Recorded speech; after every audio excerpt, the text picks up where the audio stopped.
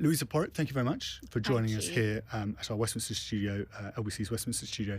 Can I just start by asking you, particularly interested, and many of our listeners will be, in your plan for pay-as-you-go road use in London. Can you just outline it? Yeah, so at the moment we have a complex web of flat rate schemes, which are unfair in my view, because it means that if you happen to drive into one of those zones, you're paying this flat rate, often quite high, and I don't think it makes sense. £15 a day. Exactly, if you're in the congestion charge. Yeah. And so if you're a delivery driver driving into zones several times a day, you're paying the same as a resident that needs to maybe come into one of those zones just to visit a member of their family or a friend. So I don't think that's fair. We've got the technology to do this in a much smarter way and a fairer way. So what I would do is introduce a London-wide pay-as-you-go road pricing scheme, which would charge based on things like the number of journeys made, the distance travelled, and the level of day? Congestion, things like that. So routes taken.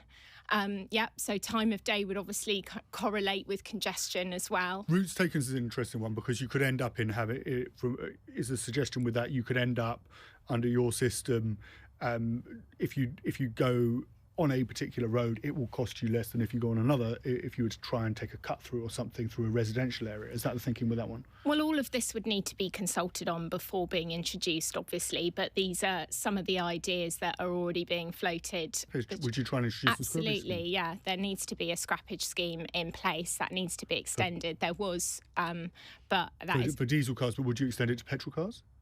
I think helping people to go electric is important for those who need to drive, which is why we also need more electric vehicle charging points around the capital. But I also want to make it easier for Londoners to get around in other ways, which is why I would scrap the Mayor's £2 billion polluting new Silvertown tunnel, because that would add more cars to our road when actually we could be using the savings to invest in some of these vital public transport projects that are currently on ice. The reason why a lot of people drive in London is that they don't necessarily have another option nearby that's cheaper and more convenient. So I'd also make it easier for Londoners to walk and cycle around their neighbourhoods for that reason. You want to expand new cycle lanes. Where do you have in mind for these new cycle lanes? Well, I think the lesson from the last year, again, is that you have to consult. We've seen some backlash to some schemes, and I think that's unfortunate because we do need to make cycling safer so that it's seen as more of an option for Londoners. I think there are a lot of people that feel that they can't get on a bike because they're worried about making those journeys. Do you think the pandemic has been cover for Transport for London? This is the allegation that's been put, and City Hall to introduce a huge number of cycle lanes and cycle supported schemes without consulting properly. Well, I think that mistakes have been made both by the government and the Mayor in this process. The government said that councils didn't need to consult, so they haven't consulted by and large. But the Mayor also agreed to that approach.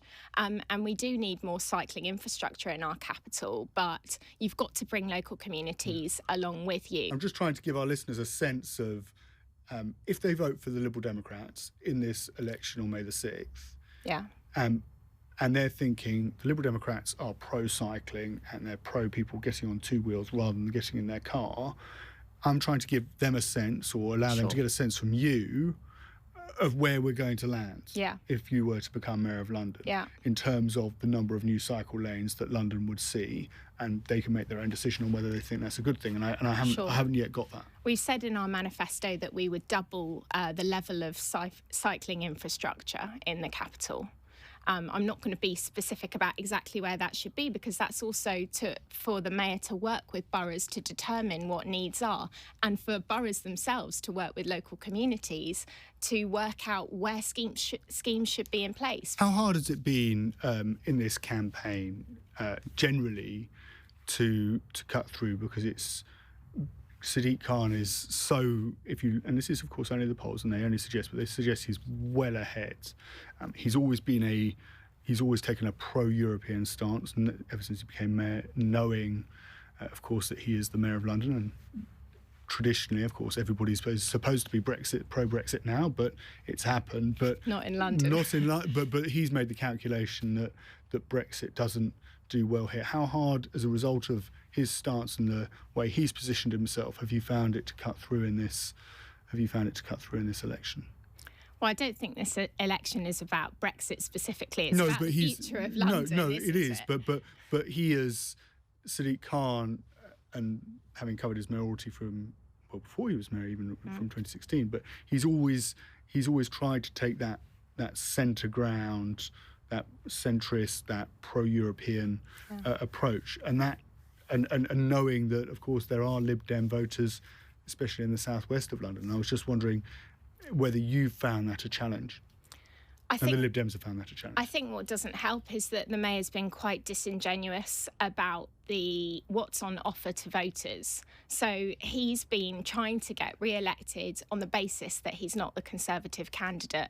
That is not good enough. He's had 5 years in office. This should be about his record. And actually, he's got a poor record of delivery. So that's what we should be focusing on. And I'm providing an alternative. I've got a plan to take London forward, focused on 3 simple priorities: jobs, homes and clean air, areas where I think we're being let down. So if people like my plan, then hopefully they'll vote for it.